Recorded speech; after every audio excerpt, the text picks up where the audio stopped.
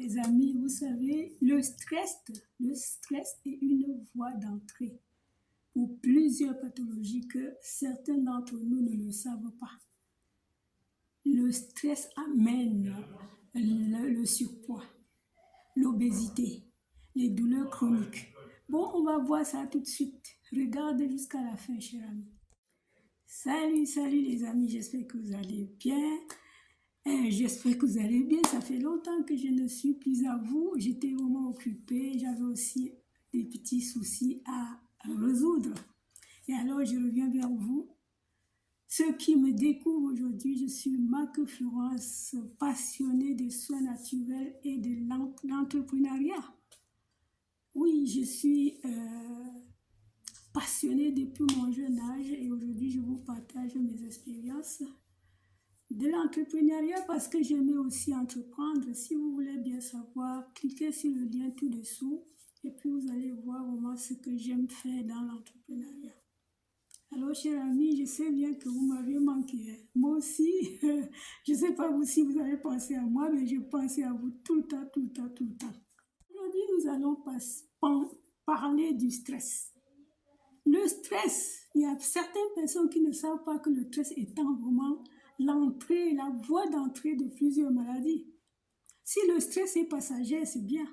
Si le stress est permanent, c'est vraiment pas bien pour notre santé.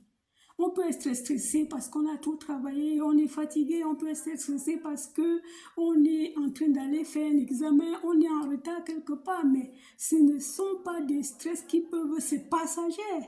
Mais quand c'est permanent, il faut faire vraiment très attention. Ça a l'influence sur notre corps global, sur notre santé globale. Et c'est une réaction naturelle à des situations perçues comme menaçantes. Oui, parce que si le stress vient nous perturber pour que nous soyons dépendants de ne pas aller vers les autres, de rester chez nous, cloués sur nous-mêmes, ou encore de ne rien faire de sa journée, de se coucher, là c'est vraiment très dangereux.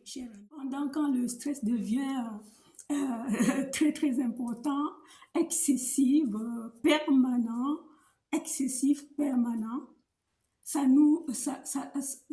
ça touche tout le corps, surtout la santé intestinale.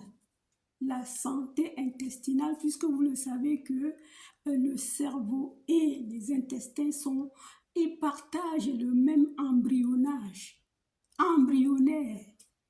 Voilà pourquoi je dis bien que lorsque le stress devient permanent, excessif, il va toucher notre santé intestinale. Il faut faire attention, cher ami. Le savez-vous, cher ami? L'intestin et le cerveau sont en constante communication à travers l'axe intestin-cerveau. Ces deux réseaux. Ce réseau de signaux permanents permet à ces deux organes de s'influencer mutuellement. Et le stress peut vraiment perturber cette communication et provoquer des conséquences graves. Je vais te citer principalement des maladies qui sont souvent parlées par certaines personnes. J'ai les troubles digestifs, j'ai l'inflammation intestinale, j'ai la maladie de Crohn, j'ai la colite, rectocolite, hémorragique. Donc vous voyez que si le stress est permanent, ça peut nous foutre la vie en l'air, chers amis. Donc ne soyez plus ignorants.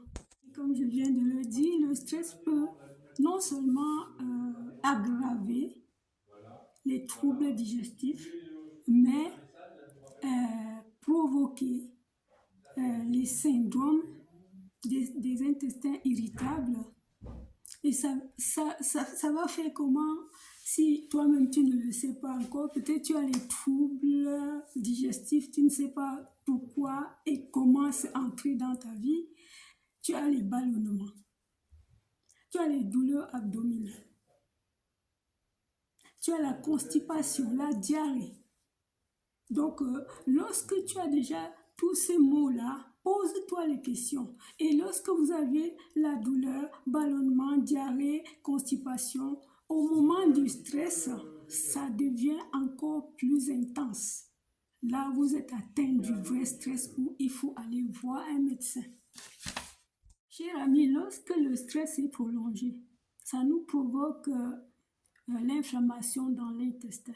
Et l'inflammation de l'intestin est la réaction de notre système immunitaire qui, par ailleurs, nous donne plusieurs problèmes sur notre flore intestinale, sur les bactéries qui sont bénéfiques pour la régénération, pour la, pour la digestion et la régulation et la régularisation de notre métabolisme. Comme vous le savez, nous avions des milliards de bactéries. Et si le stress influence notre digestion et la régulation du métabolisme, qu'est-ce qui se passe? Ben, nous sommes foutus, les amis. Quand notre flore intestinale est déséquilibrée, donc il va laisser la croissance aux microbes qui ne sont pas bénéfiques pour notre digestion. Et la répercussion se retourne vers tout le corps global. Préserver la santé de l'intestin, la gestion du stress est cruciale parce que il y a aussi la relaxation qui peut nous aider, la méditation, la marche, les exercices physiques modérés et le plus souvent le soutien social parce qu'il y a des gens vraiment qui sont stressés, qui ont besoin de s'approcher vers les autres afin de s'en passer de ce stress, de travailler, il faut travailler dessus. Ça ne peut pas se faire toute seule. Même si on a déjà vu un professionnel, ce n'est pas tout. Tu as encore à travailler sur toi-même. Pour vraiment la santé, pour équilibrer ton alimentation, pour aider ta santé intestinale, je vais te conseiller de manger les aliments gorgés de fibres, les aliments qui ont des meilleurs gras, les oméga 3 et aussi les fruits et légumes et frais, les jus de fruits en légumes ou en salade composée et aussi réduire les aliments qui sont chargés de sucre. Hein.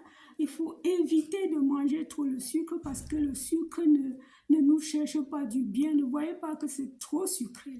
Si vous souffrez des symptômes digestifs persistants liés au stress, il serait important de consulter un professionnel et qui pourra vous aider à identifier et de gérer les problèmes intestinaux liés au stress.